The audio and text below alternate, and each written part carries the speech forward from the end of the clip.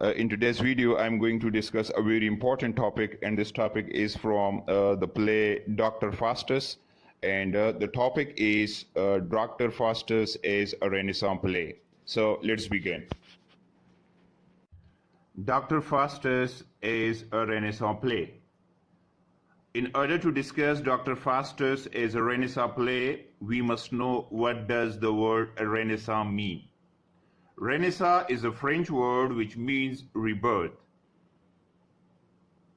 It was a movement which was started in Italy in the 14th century. This movement became popular in England in the early 16th century. With this movement, the restrictions and traditions of the medieval age came to an end. It brought with itself a great shift from heavenly to earthly life. This movement is now known as a Renaissance period in English literature.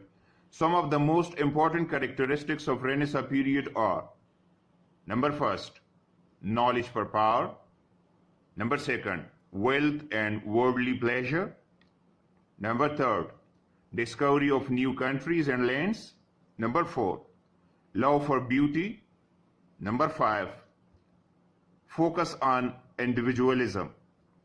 Nearly all the writers of the Renaissance period started writing about these things, as Christopher Marlowe was also a product of the Renaissance period, so it was inevitable for him to detach himself from the Renaissance spirit. इसका मतलब ये है कि चूंकि उनका ताल्लुक भी renaissance period से था, क्रिस्टोफर मार्लो का, लिहाजा उनके लिए बिल्कुल नागुज़ीर था, मुश्किल था कि वो अपने आप को रेनेसां स्पिरिट से बचा सके. In the play Dr. Faustus, we can see Marlowe's Renaissance spirit. Dr. Faustus is a Renaissance play because of the following points. यानी इसको हम रेनेसां प्ले इसलिए कह सकते हैं क्योंकि इसके अंदर ये तमाम पॉइंट्स मौजूद है.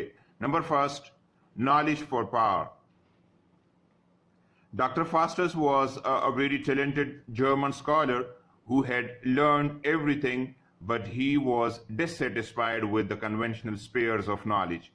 He wanted to gain superhuman power like a Renaissance mean. He knew that he could not gain superhuman power through conventional knowledge of philosophy, law and physics. क्योंकि इसके अंदर एक कोटेशन है और इस कोटेशन से हमें पता चलता है कि वो इन तमाम सब्जेक्ट्स को किस तरह देखता है.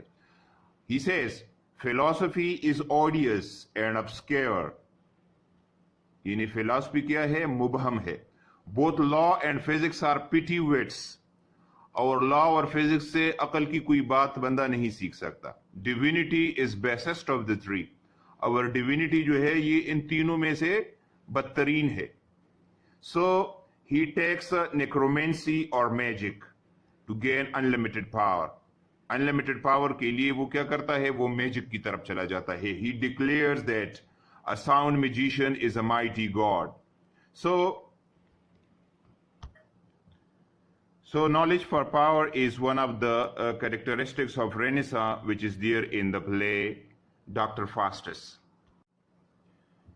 Number second, wealth and worldly pleasure. Wealth and worldly pleasure is another characteristics of Renaissance that we find in the play Dr. Faustus. Faustus is of the opinion that after signing the agreement, he will send the spirits to bring gold from India and pearls from the oceans. By getting such things, he would have a lot of wealth and power to enjoy worldly pleasures. So it is clear, I think. Number third is discovery of new lands. Discovery of new lands and countries is the most important feature of the Renaissance period. This feature is also there in the play Dr. Faustus.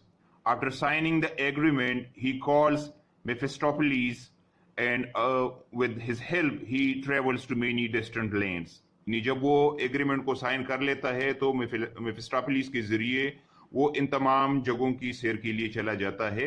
ये एक quotation है, he views the clouds, the planets and the stars, the troops, zones and quarters of the sky from east to west, his dragon swiftly glide. तो इससे हमें पता चलता है कि वो ट्रेवल्स का बहुत ज्यादा शौकीन है. Okay, number 4, love for beauty. Love for beauty is another feature of Renaissance that we find in the play Dr. Faustus. और जब वो उस बॉन्ड को साइन कर लेता है तो वो क्या करता है, he wants to see the most beautiful woman in the world. He conjures the vision of Helen.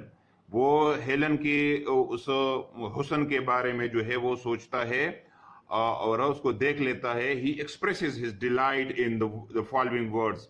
Was this the face that launched 1,000 ships and burned the topmost tower of Ilium? तो इससे भी हमें पता चलता है कि वो हुस्न का कितना शौकीन था.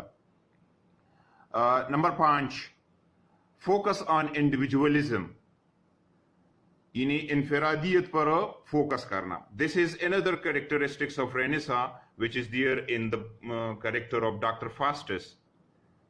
Before Renaissance, people were taught not to think of the happiness in this world. इन्हीं रेनेसां से पहले लोगों को ये सिखाया जाता था कि इस दुनिया के अंदर कोई खुशी मौजूद नहीं है.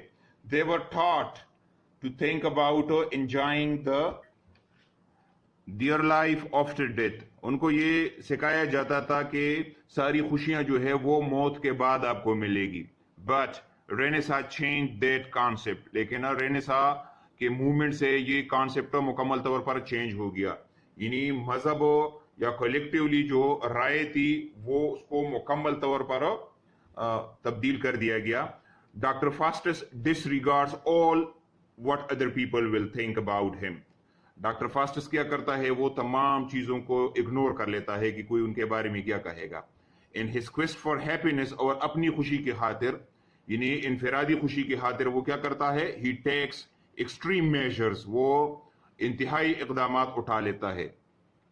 In his own quest for happiness, he rejects Christianity and takes the support of the evil. वो क्या करता है, वो क्रिश्चियनिटी को बिल्कुल रिजेक्ट कर लेता है अपनी खुशी की खातिर और इवल के साथ जो है वो खड़ा हो जाता है. So in short we can say that in the play Dr. Faustus is a Renaissance play because it contains many characteristics of Renaissance. तो उम्मीद है आपको इसकी समझ आ गई होगी. किसी जगह पर कोई मसला हो तो आप कमेंट में पूछ सकते हैं. Thank you for watching. Allah Hafiz.